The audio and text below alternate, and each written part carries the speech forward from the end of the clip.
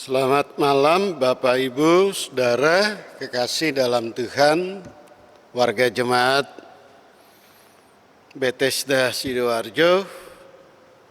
Di saat kita membaca dalam nas bacaan kita dari Ibrani pasal 4 ayat 14 sampai dengan 16, paling tidak kita menemukan penjelasan yang disampaikan oleh penulis dengan dua hal yang sangat utama. Yang pertama, digambarkan bahwa Yesus sebagai imam besar yang ditulis dalam nas kita itu mau mengajak kepada mereka sang pembaca untuk melihat sehingga dapat menyaksikan begitu besar akan kedaulatan Allah, di mana Yesus sang anak Allah disebut sebagai imam besar. Dia punya kedaulatan yang sangat tinggi. Nah, kedaulatan yang sangat tinggi dan besar melebihi dari segala yang ada, itu dijelaskan di dalam bacaan kita tadi. Oleh karena itu, bagi mereka yang percaya dan mengaku beriman kepada Yesus yang mati dan bangkit, maka kita dapat melekat dalam kepercayaan ini.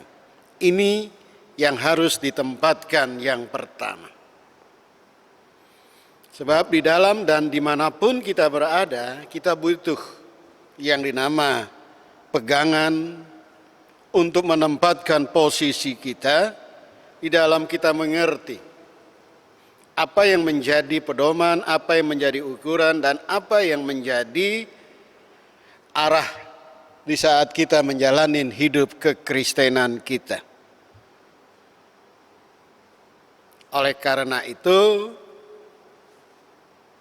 saat kita melihat dan mengaku untuk menjadikan tempat bersandar dan berpegang pada Dia selaku anak Allah, sang imam besar, itu lebih melihat dan menghayati dalam satu pengakuan percaya untuk diimani bahwa dalam pekerjaan Yesus itulah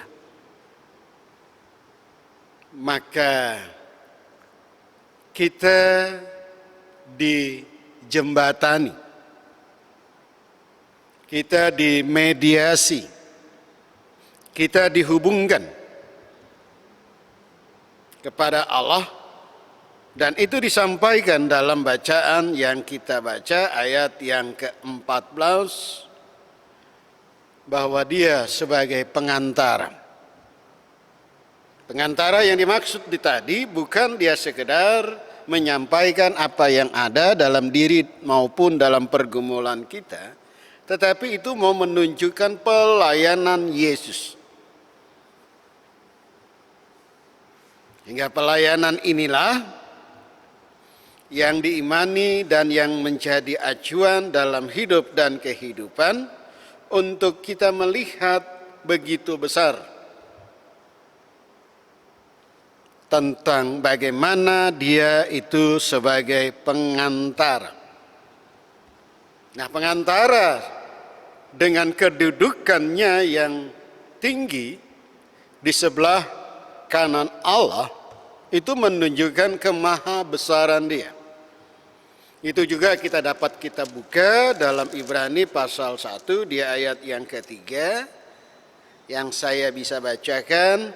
Ia adalah cahaya kemuliaan Allah dan gambar wujud Allah, dan menopang segala yang ada dengan firman-Nya yang penuh kekuasaan.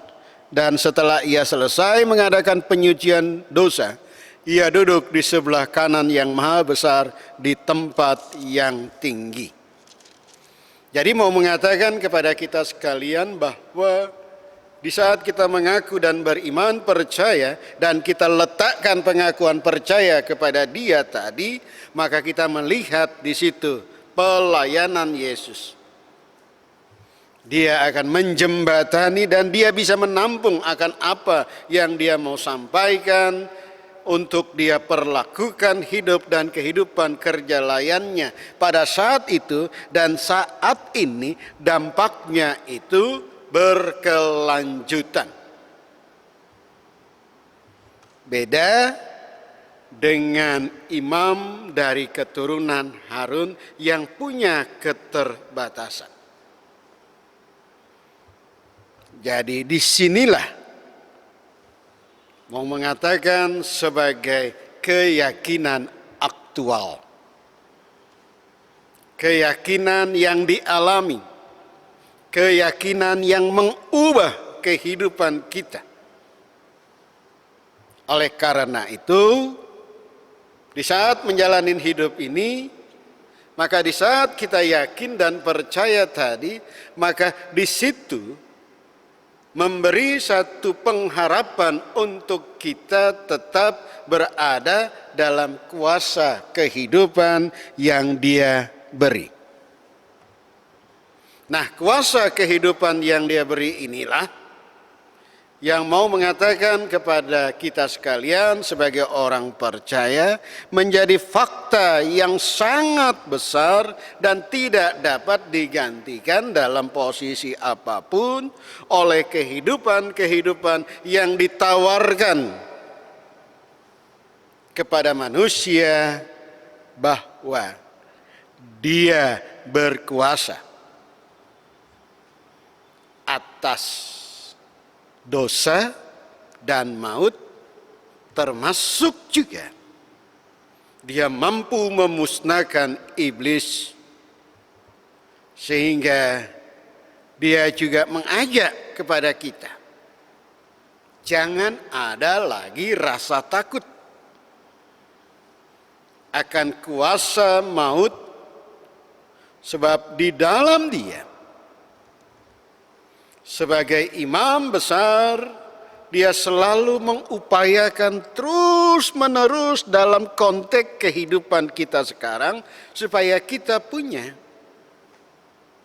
yang dinamakan kehidupan dan kuasa yang daripada Dialah, yang mengangkat segala perhambaan,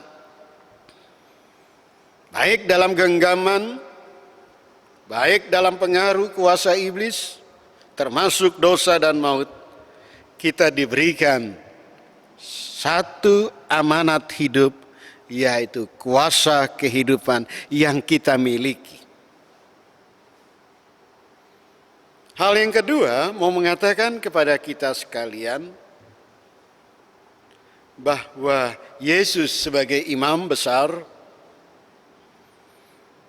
mau menjelaskan bahwa Dia sangat berkuasa. Kita lihat di dalam bacaan tadi bahwa Dia beda dengan imam besar keturunan Harun.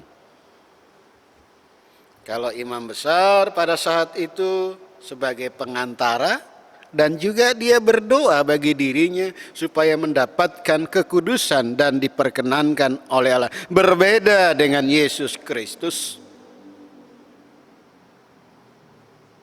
Dia punya kuasa di sini tadi mau mengatakan bahwa Dia mau memberikan nyawanya untuk menjadi tebusan bagi manusia. Itu yang menjadikan kita beroleh yang dinamakan pengharapan iman.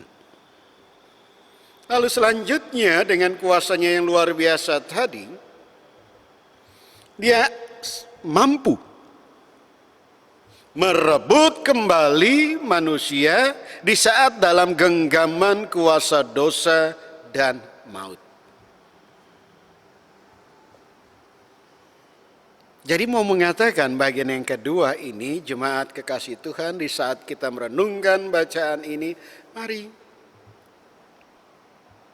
setelah kita mengaku iman percaya dengan penuh, satu tanggung jawab untuk mau hidup dalam beroleh kuasa kehidupan, lalu langkah selanjutnya dia harapkan kepada kita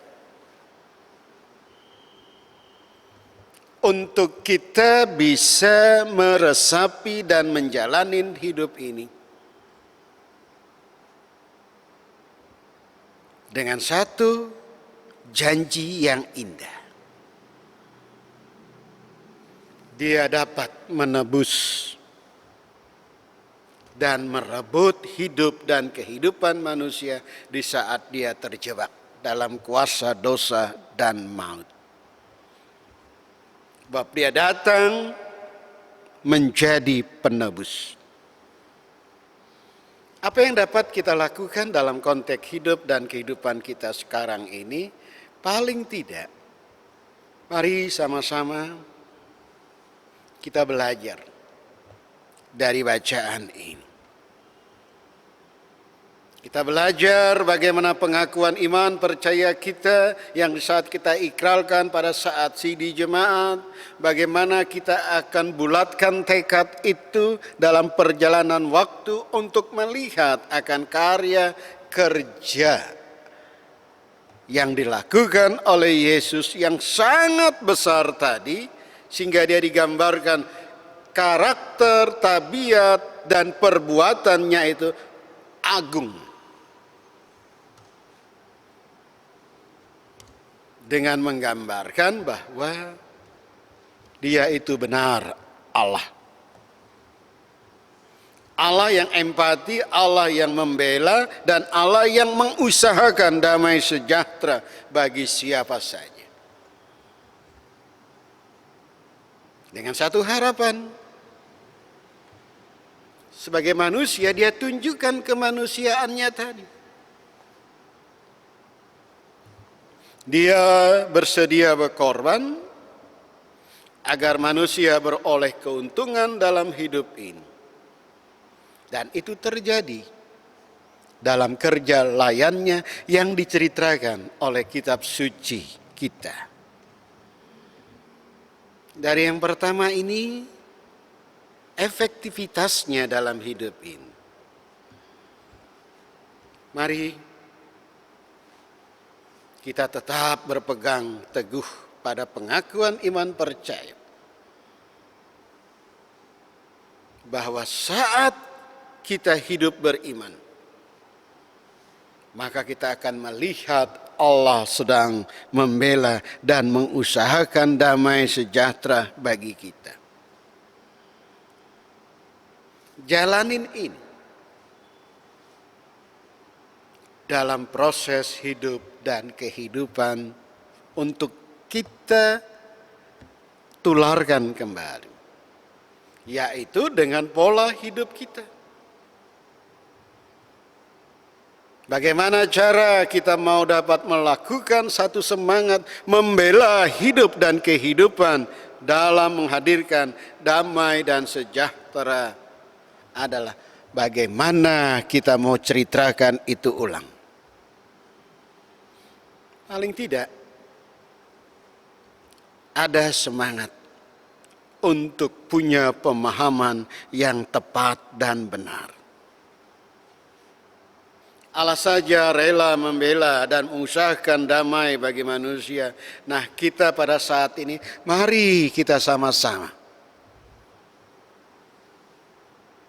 semangat membela dalam hidup damai dan sejahtera dalam rumpun di mana saja kita berada, baik dalam keluarga, baik dalam masyarakat, terlebih lagi dalam hidup berbangsa dan bernegara, sambil kita menunjukkan kemanusiaan kita sebagai pribadi, sebagai keluarga, sebagai jemaat dan anggota masyarakat, untuk kita mengutamakan keuntungan, kepentingan bersama supaya damai dan sejahtera itu ada. Inilah semangat yang dinamakan kemanusiaan kita sebagai pribadi yang sudah mengaku percaya.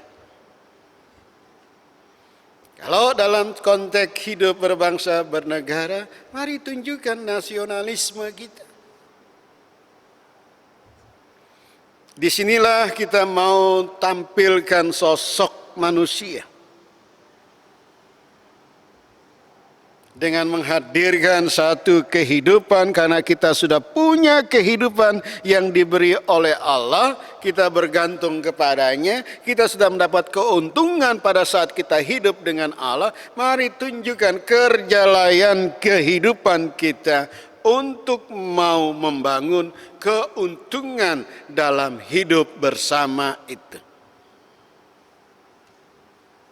Itulah wujud daripada tatanan-tatanan hidup yang menghadirkan berkat. Dan dunia sekarang butuh itu. Kehidupan kita sekarang inilah yang akan menjembatani hubungan dan kehidupan kita. Sehingga semboyan mengatakan anak Allah sebagai imam besar dan sebagai acuan dalam hidup ini, mari kita lakukan sesuatu. Tunjukkanlah karakteristik lewat tanggung jawab yang sudah dibela dan sudah diusahakan oleh Allah, hidup damai dan sejahtera. Mari tunjukkan kemanusiaan kita untuk kita menggali bersama keuntungan hidup, sebab kita sudah mendapatkan kuasa kehidupan. Mari kita teruskan itu lewat kerja layan kita. Hal selanjutnya adalah seperti dalam nas kita tadi. Di ayatnya yang ke-16, Yesus selalu berada di pihak manusia.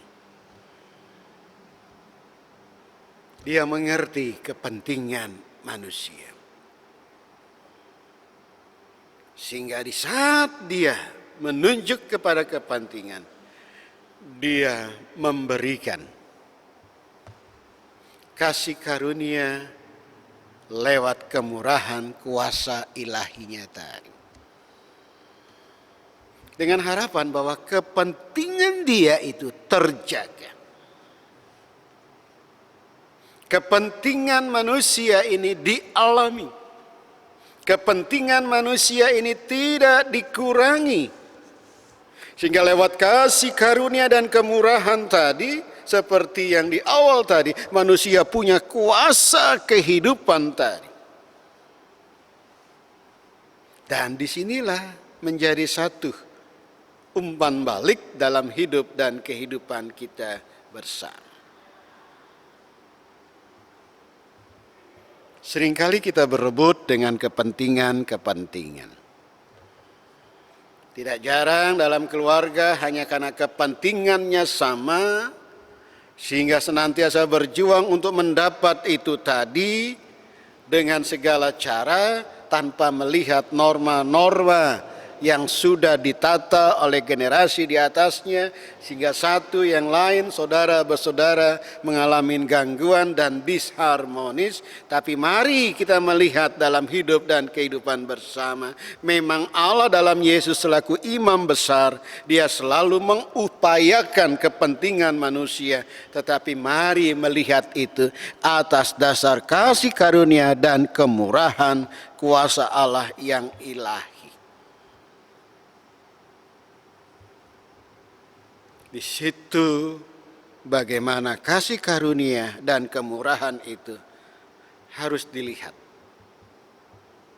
dalam belas kasihan yang Yesus sudah lakukan. Dia tidak melihat kelemahan manusia, tetapi dia justru menguatkan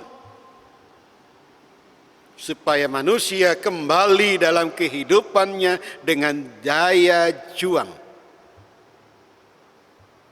untuk menang atas kuasa dosa dan maut. Inilah kasih karunia dan kemurahan Allah tadi.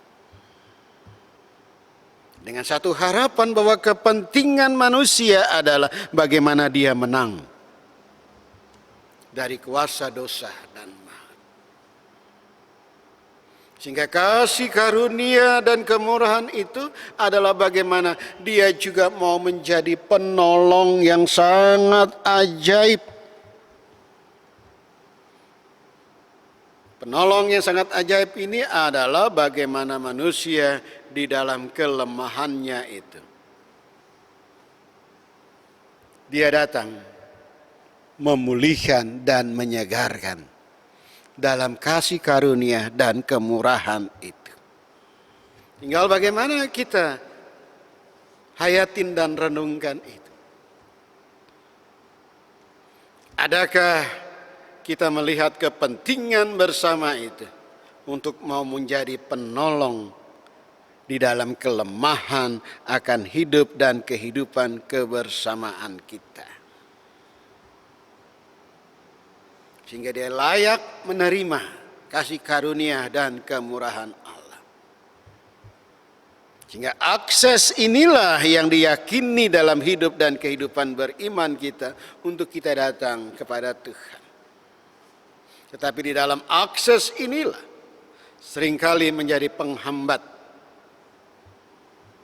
Karena di antara hidup dan kehidupan bersama tidak dipungkiri, tidak ada bela rasa. Kita bangga dengan kasih karunia dan kemurahan Allah. Tetapi kita terjebak dengan pilar-pilar tembok yang kaku, yang membuat kita terjebak untuk menutup diri, menunjukkan panggilan kuasa kehidupan. Yesus saja datang selaku anak Allah imam besar. Dia merebut manusia dalam genggaman dosa dan maut. Dia mengembalikan hak itu, dan disinilah semangat bela rasa adalah bagaimana kita selaku umat Allah yang menerima kasih karunia dan kemurahan Allah ini, mari tunjukkan kita sebagai pribadi yang punya kuasa kehidupan. Karena kasih karunia dan kemurahan Allah, kita dipilih. Sebab di situ Allah hadir. Dia hadir turut merasakan kelemahan umat pilihannya tadi. Sehingga dari sini perlu langkah-langkah sigap. Sekaligus mau mengatakan kita punya pengakuan iman percaya tadi. Kita dapat berkata kuasa Yesus selaku Sang Imam Besar itu sudah besar bagi kehidupan kita. Mari kita lakukan dengan tindakan-tindakan yang mulia. Yaitu ada sikap keberanian. Ada sikap kepercayaan yang teguh. Sebab di dalamnya pertolongan Tuhan pasti terjadi. Inilah berkat rohani dan jasmani. Di saat kita menjalani hidup sebagai umat terpilih. Umat yang mengimani. Umat yang mengalami kuasa kehidupan dari Sang Yesus Imam Besar. Dan dia juga anak Allah tadi. Ada sikap. Ada keberanian. Ada kepercayaan yang teguh. Dia layak terima rahmat. Dan Tuhan bersedia. Dengan waktu yang tepat. Memberi pertolongan. Tuhan memberkati. Amin.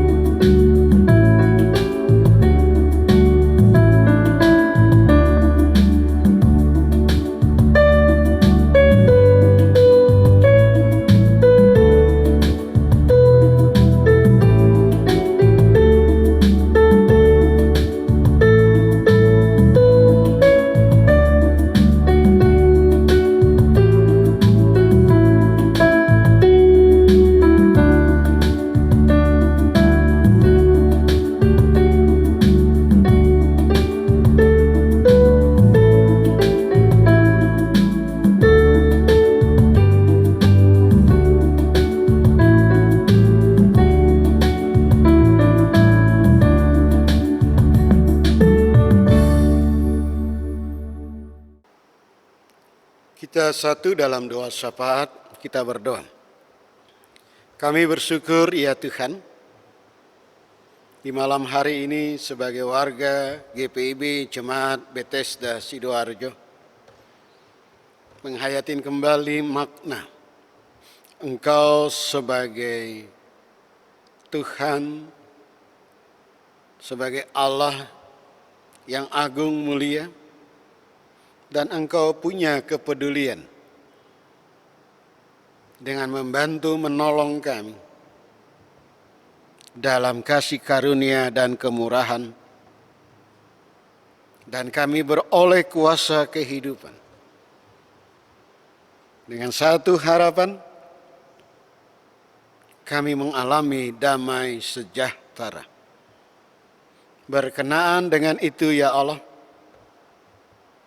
kiranya kehidupan dan warna ini menjadi semangat yang baru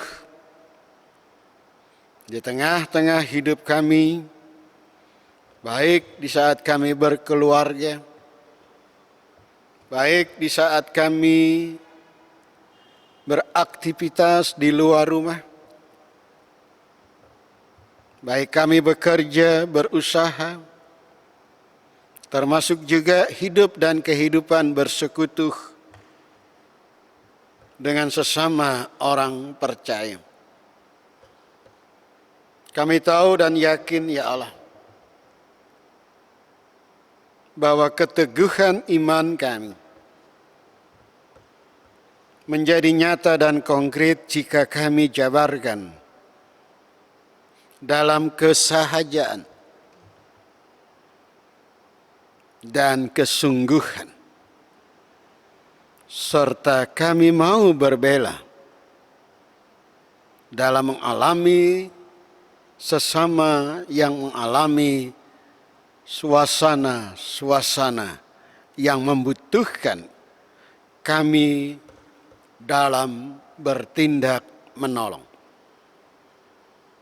Berkati bagi kami ya Allah, di saat kami melaksanakan aktivitas hidup kami, khusus di masa pandemi ini. Kami berhikmat dan bijak menyikapi dengan satu harapan, kami tidak terkontaminasi virus corona. Dengan selalu patuh dalam protokol kesehatan. Dan kami menjaga kesehatan kami dengan asupan. Dan kami berdoa dalam kehidupan bangsa kami, pakai pemerintah Republik Indonesia di saat menangani COVID-19 yang masih mewabah dan pandemi ini masih ada. Kiranya pemerintah Republik Indonesia mengatasinya dengan hikmat, tindakan konkret, memutus mata rantai penyebaran, dan mereka yang terawat juga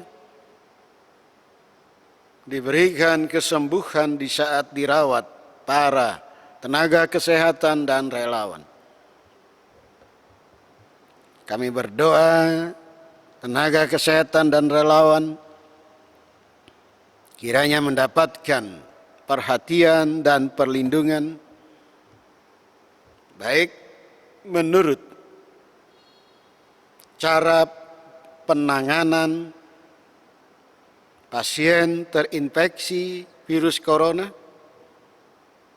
dengan APD dan dengan yang lainnya. Engkau memberkati juga ya Tuhan bagi masyarakat yang saat ini membutuhkan pekerjaan. Banyak terjadi pemutusan hubungan kerja.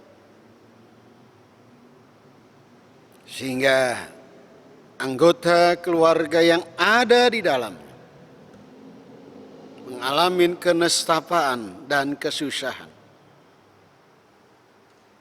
Kiranya pemerintah dan usahawan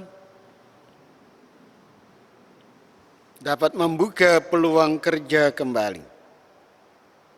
Dan kami serahkan pemerintah Provinsi Jawa Timur dan Sidoarjo di saat mengalami dan menindak demi untuk memutus penyebaran pandemi COVID-19 dan pemulihan ekonomi bagi masyarakat. Tuhan hadir dalam kebijakannya. Demikian juga dengan program-program yang digelontorkan. Kiranya mereka semua lakukan demi kepentingan masyarakat. Membantu dalam hidup kesehatan, membantu dalam hidup kerakyatan lewat keekonomian masyarakat yang pulih kembali. Kami serahkan juga ya Tuhan, bagi masyarakat saat ini, kiranya tetap patuh pada protokol kesehatan dan selalu juga menjaga semangat nasionalisme yang tinggi dengan satu harapan. Kami tetap berbela rasa. Nasionalisme dituntut dan ditegakkan kembali dalam memperhatikan sesama warga negara.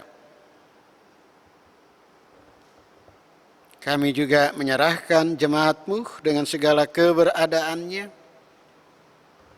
Mereka yang sakit, baik di rumah sakit, mereka yang kesulitan ekonomi, mereka yang berduka, mereka yang bekerja, berusaha dan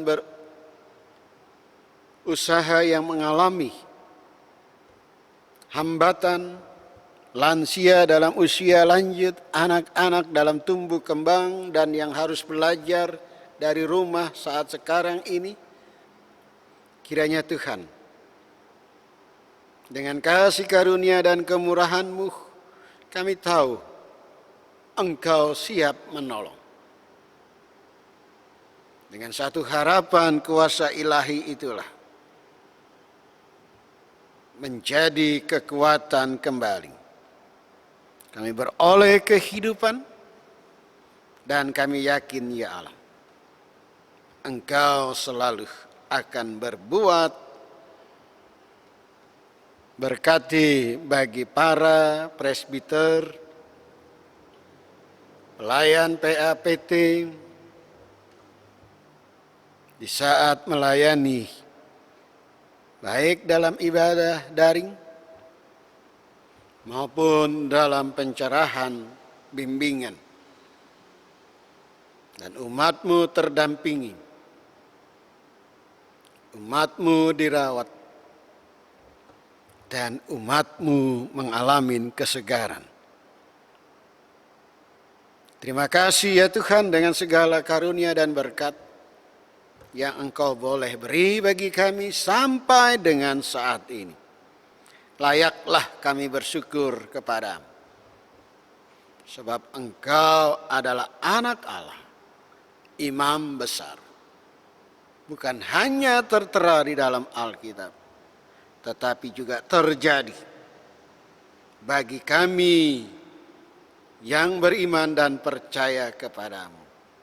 Oleh karena itu kami datang kepada Engkau ya Allah dalam Kristus Yesus melalui doa yang kami sampaikan dengan satu harapan. Dalam doa yang Engkau ajarkan pula, kami yakin Tuhan sedang menuntun bagi kami melalui doa Bapa kami. Bapa kami yang di sorga, dikuduskanlah nama-Mu. Datanglah kerajaan-Mu, jadilah kehendak-Mu di bumi seperti di sorga. Berikanlah kami pada hari ini makanan kami yang secukupnya, dan ampunilah kami akan kesalahan kami, seperti kami juga mengampuni orang yang bersalah kepada kami.